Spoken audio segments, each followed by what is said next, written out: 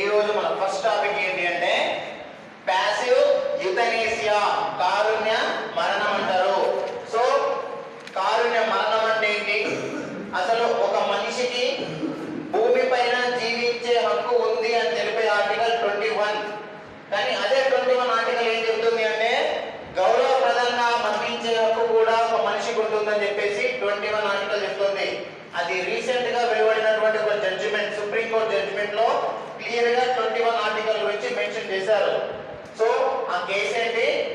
అంతకుముందు ఈ కారుణ్య మరణం ద్వారా ఎవరైనా మరణించారా, అసలు కోర్టులకు ఒక మనిషిని మరణించడానికి అనుమతిస్తుందా అనేది మనం ఈ క్లాస్ లో క్లియర్ గా డిస్కషన్ చేద్దాం.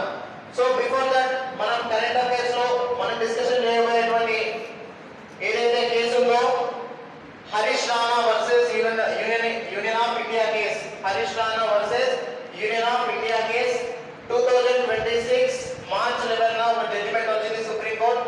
Before that supreme court judgement discussion చేసే ముందు మనం డిస్కషన్ చేయాల్సింది ఏంటంటే ఇంతకుముందు ఏమైనా జరిగాయా అంటే మనకు రాజ్యాంగం ప్రకారం ఆర్టికల్ 21 లో క్లియర్ గా మెన్షన్ చేసి ఉంటుంది, ప్రతి వ్యక్తికి జీవించే హక్కు ఉంటుంది. భారతదేశంలో జాతీయ అత్యవసర పరిస్థితి అకార్డింగ్ టు ఆర్టికల్ 352 ప్రకారం విధించిన రాజ్యాంగంలోని ప్రాథమిక హక్కులలో ఉన్నటువంటి మిగతా ఆర్టికల్స్ అన్ని రద్దయినా కానీ తాత్కాలికంగా నిలిపివేయబడినా కానీ రద్దు కానటువంటి ఆర్టికల్స్ రెండే ఉంటాయి. ఒకటి ఆర్టికల్ 20, ఆర్టికల్ 21. ఇది very important. Article 20, article 21. So ఇప్పుడు మనం డిస్కషన్ చేయబో ఆర్టికల్ ఏంటి అంటే 21. ఆర్టికల్ 21 అనేది జీవించే హక్కుకు సంబంధించింది. సో ఫస్ట్ మీకు బేసిక్స్ తెలియాలి. ఏంటి అంటే కారుణ్య మరణం. ఈ కారుణ్య మరణం అనే అంశం ఎందుకు వచ్చింది అంటే ఫస్ట్ మనకు 2011 లో ఒక కేసు వచ్చింది. 2011 లో Pinky Virani versus Union of India case. ఇది వెరీ ఇంపార్టెంట్. 2011 లో వచ్చిన కేసు ఇది, కారుణ్య మరణానికి సంబంధించి ఫస్ట్ కేసు ఇది. Pinky Virani versus Union of India. ఇది 2011లో వచ్చింది. Pinky Virani versus Union of India. So first ఈ కేసు గురించి మనం డీటెయిల్ గా తెలుసుకుందాం. ఇందులో పింకీ విరాని అనే ఒక మహిళ, ఈమె ఒక జర్నలిస్ట్. బాంబేలో ఒక జర్నలిస్టు పింకీ విరాని. సో ఈమె జర్నలిస్టు, అదేవిధంగా ఒక సామాజిక బాధ్యత కలిగినటువంటి ఒక సామాజికవేత్త. సో ఈమె ఏం గమనిస్తుంది అంటే 1976 లో బాంబేలో ఎడ్వర్డ్ హాస్పిటల్ ఉంటుంది. ఆ ఎడ్వర్డ్ హాస్పిటల్లో అరుణా షాన్బాగ్ అనే ఒక నర్సు, ఆ నర్సు పేరు వెరీ ఇంపార్టెంట్, అరుణా షాన్బాగ్. ఈ అరుణా షాన్బాగ్ అనే నర్సు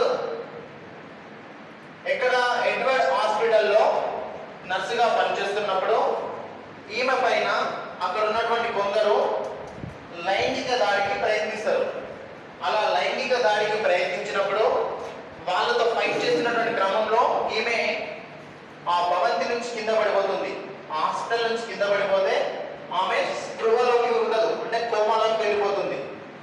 అలా కోమాలోకి వెళ్ళినప్పుడు దాదాపుగా 1976 నుండి అంటే ఈ కేసు 2011 వరకు ఈమె కోమాలో ఉంటుంది. దాదాపుగా 38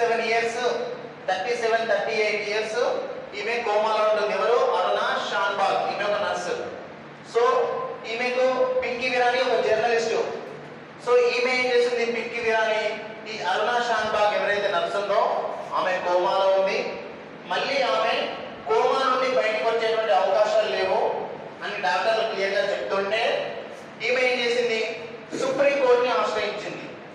సుప్రీం కోర్టుని ఏమని ఆశ్రయించింది? ఎవరు? పింకీ విరాని ఏమని ఆశ్రయించింది అంటే మై లార్డ్, అరుణా షాన్బాగ్ ఎవరైతే ఉన్నారో నర్సు, ఆమె దాదాపుగా 37 ఇయర్స్ కోమాలో ఉన్నారు. మళ్ళీ ఆమె బతికే ఛాన్సెస్ లేవు. ఆమె చాలా నరక యాతన అనుభవిస్తుంది.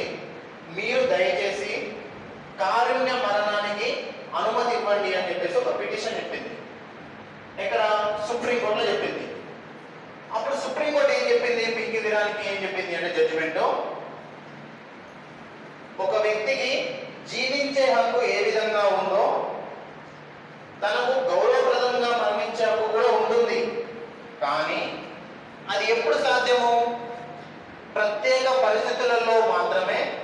అంటే ఆమె అసలు జీవితంలో మళ్ళీ కోలుకోలేనటువంటి ఒక అనారోగ్య సమస్యతో బాధపడుతున్నప్పుడు కానీ, అసలు మళ్ళీ ఆమె బతకదు, ఇక హోమాల నుండి బయటికి రాదు అనేటువంటి సమయంలోనూ కానీ, అలాంటప్పుడు ఒక మనిషికి లేదా తను బతికున్నప్పుడు వీలునామా రాసి ఇచ్చి ఉంటే అలాంటప్పుడు మాత్రమే మేము కారుణ్య మరణానికి అంటే ప్యాసివ్ యుథనేసియా, ఈ ప్యాసివ్ యుథనేసియా అనే కారుణ్య మరణానికి మేము అనుమతిస్తాము అని చెప్పేసి సుప్రీంకోర్టు చెప్పింది. అంటే ఈ Pinky Virani versus of Union India కేసులో ఏమని చెప్పింది క్లియర్గా అంటే అసలు కారుణ్య మరణానికి ప్రత్యేకమైన పరిస్థితులు ఉంటే తప్ప మేము అనుమతి ఇవ్వము అని చెప్పేసి సుప్రీంకోర్టు క్లియర్గా చెప్పింది. మరి ఇప్పుడు పింకీ విరాని కేసులో క్లియర్గా ఇలా చెప్పిందా ఇవ్వను అని చెప్పేసి? దాని తర్వాత ఏమైంది? మళ్ళీ 2018లో common cause versus Union of India case, ఇది ఒక మనిషి మరణానికి గౌరవప్రదంగా మరణించే ఒక మరణానికి సంబంధించినటువంటి కేసెస్. ఇవన్నీ వెరీ ఇంపార్టెంట్. పాలిటీలో కానీ కరెంట్ అఫైర్స్ కానీ మీరు ఏదైనా చూసుకోండి, కారుణ్య మరణానికి సంబంధించినటువంటి అంశాలు వచ్చినాయంటే ఇంతకు ముందు చెప్పినటువంటి పింకీ విరాని, అరుణా షాన్బాగ్ ఎవరైతే ఉన్నారో ఆ అరుణా షాన్బాగ్ ఇంతకు ముందు ప్రీవియస్ ఎగ్జామ్స్లో చాలాసార్లు రిపీటెడ్ అడిగారు. ఏమని? కారుణ్య మరణానికి సంబంధించినటువంటి కేసు ఏంటి అని. మొదటి కేసు ఏంటి అంటే Aruna Shanbaug, Pinky Virani versus Union of India. అందులో బాధితురాలు ఎవరు? అరుణా షాన్బాగ్. ఆమెకు సుప్రీంకోర్టు అనుమతి ఇవ్వలేదు ఆమె కారుణ్య మరణానికి.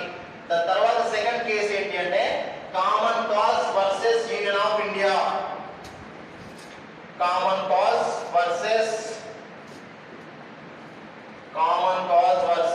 Union of India case.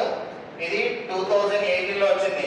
ఇది 2018లో వచ్చింది. ఇది కూడా రిలేటెడ్ టు కారుణ్య మరణానికి సంబంధించింది. ప్యాసివ్ యుథనేసియాకి సంబంధించినటువంటి కేసే common cause versus Union of India case. మీరు ఇక్కడ గమనించాల్సింది ఏంటి? అసలు కారుణ్య మరణం అంటే ఏంటంటే ఫస్ట్ బేసిక్ తెలియాలి. కారుణ్య మరణం అంటే మీరు గుర్తుపెట్టుకోవాల్సింది ఏంటి అంటే ఆ వైద్య చికిత్సలు ఒక మనిషి కోమాలో ఉన్నప్పుడు అతను బతుకుతున్నాడంటే అతను శ్వాస తీసుకోవడం వల్ల బతుకుతున్నట్టు అర్థం. దానికి ఏంటి? ఆక్సిజన్తో ప్రాణవాయువు అందిస్తారు. అదే ఆక్సిజన్ కారుణ్య మరణం అంటే అతని బతకడానికి ఏవైతే సహకరిస్తున్నాయో వైద్యం, ఆ వైద్యాన్ని నిలిపేయడమే కారుణ్య మరణం. సో ఈ common cause versus Union of India case 2018, ఇది కూడా సేమ్ కేసు. ఇప్పుడు వీళ్ళు కూడా సేమ్ సుప్రీంకోర్టు దగ్గరికి వెళ్తే సుప్రీంకోర్టు ఏం చేసింది? పింకీ విరాని కేసెస్ లో ఏదైతే చెప్పిందో ఏమని చెప్పింది? ప్రత్యేక పరిస్థితుల్లో తప్ప మేము కారుణ్య మరణానికి అనుమతి ఇవ్వమని చెప్పేసి Pinky Virani versus Union of India కేసులో చెప్పింది. సో దాని తర్వాత next second common cause versus Union of India case. ఇందులో ఏం చెప్పింది సుప్రీంకోర్టు అంటే కారుణ్య మరణానికి అనుమతి ఇవ్వాలి అంటే ఆ పర్సన్ ఎవరైతే ఉన్నారో అనారోగ్యంతో బాధపడుతున్నటువంటి వ్యక్తి ఒక వీలునామా రాసి ఉంటే, అంటే నేను అనారోగ్యానికి గురైనప్పుడు, అంటే నేను అనారోగ్యంతో బాధపడుతున్నప్పుడు ఆ నరక యాత్ర నేను భరించలేని స్థితిలో ఒకవేళ నేనుంటే నా మరణానికి తప్పకుండా మీరు అనుమతి ఇవ్వాలి అని చెప్పేసి చెప్తారు. అలాంటి సిచ్యువేషన్లో మాత్రమే కారుణ్య మరణానికి అనుమతి ఇవ్వాలి అని చెప్పేసి common cause versus Union of India కేసులో సుప్రీంకోర్టు చెప్తుంది. అంటే ఒక మనిషి బతికున్నప్పుడు వీలునామా రాసి ఇస్తే అప్పుడు సుప్రీంకోర్టు అనుమతి ఇవ్వచ్చు అని చెప్పేసి ఇక్కడ common cause versus Union of India కేసులో చెప్పారు. సో ఈ కారుణ్య మరణానికి సంబంధించి లీగాలిటీ చట్టబద్ధతను తీసుకొచ్చినటువంటి కేసు ఏంటి అంటే common cause versus Union of India case. So first time ఇండియాలో కారుణ్య మరణాన్ని చట్టబద్ధం చేసింది. ఇది కారుణ్య మరణాన్ని చట్టబద్ధం చేసింది. కారుణ్య మరణాన్ని చట్టబద్ధత కల్పించినటువంటి కారుణ్య మరణాన్ని చట్టబద్ధత చేసింది, అంటే చట్టబద్ధత కల్పించింది. ఏ కేసు అంటే common cause versus Union of India case. So ఈ కేసు ద్వారా క్లియర్ గా ఇండియాలో ఏం జడ్జిమెంట్ వచ్చిందంటే కారుణ్య మరణానికి సుప్రీం కోర్టు కానీ హైకోర్ట్స్ కానీ అనుమతి ఇవ్వచ్చు అని చెప్పేసి వచ్చింది. సో ఇప్పుడు మనం తెలుసుకోవాల్సింది ఏంటి, ఈ కారుణ్య మరణాన్ని గురించి మనం డిస్కషన్ చేసుకుంటున్నాం కాబట్టి కరెంట్ అఫైర్స్ లో అప్డేట్ ఏంటి అంటే 2026 మార్చ్ 11 సుప్రీం కోర్టు ఒక ల్యాండ్ మార్క్ జడ్జిమెంట్ ఇచ్చింది. 2026 మార్చ్ 11 ఒక ల్యాండ్ మార్క్ జడ్జిమెంట్ ఏంటి అంటే కారుణ్య మరణం ద్వారా, ఏదైతే కారుణ్య మరణం ఉందో దీని ద్వారా మొదటిసారిగా కారుణ్య మరణానికి అనుమతించినటువంటి మొదటి కేసు ఏంటి అంటే Harish Rana versus Union of India case. ఇది హరీష్ రాణా. ఈ హరీష్ రాణా చాలా విషాదగాథం, చాలా చిన్న age. Harish Rana versus Union of India case. So ఈ హరీష్ రాణా గురించి మనం తెలుసుకోవాలి. సో ఈ హరీష్ రాణా అనే వ్యక్తి చండీగఢ్ కు చెందినటువంటి ఒక 23 ఇయర్స్ అబ్బాయి. ఇంజనీరింగ్ చదువుతున్నాడు. చండీగఢ్ లో ఇంజనీరింగ్ చదువుతున్నప్పుడు అనుకోకుండా ఒక బిల్డింగ్ పై నుంచి కింద పడిపోతాడు. కింద పడిపోయినప్పుడు అతను అచేతన స్థితి అంటే కోమాలోకి వెళ్ళిపోతాడు. అంటే అతను శ్వాస తప్ప ఇక అతని బాడీలో పార్ట్ ఏదో పనిచేయడం లేదు. ఒక శ్వాస హార్ట్ బీట్ తప్ప ఏం లేదు. సో ఇతను Harish Rana versus Union of India కేసులో ఈ హరీష్ రాణా వ్యక్తి చండీగఢ్ చెందినటువంటి ఒక ఇంజనీర్ విద్యార్థి స్టూడెంట్ బిల్డింగ్ పై నుంచి పడిపోతే ఇతని హాస్పిటల్లో చేర్పిస్తే, ఎప్పుడు హాస్పిటల్లో చేర్పించారు? 2013 ఆగస్టు 20. 2013 ఆగస్టు 20. సో ఈ 2013 నుండి కూడా వాళ్ళ అమ్మా నాన్న, ఒక కొడుకు, ఒక్కడే కొడుకు కాబట్టి చాలా ప్రేమతో అల్లారి మధ్య పెంచుకున్నటువంటి కొడుకు కాబట్టి కొడుకు బతుకుతాడేమో అనే ఒక ఆశతోని ఆ పిల్లాడి కోసము వాళ్ళ ఆస్తులు, వాళ్ళ భూములు, వాళ్ళ దగ్గర ఉన్నదంతా అమ్మేశారు.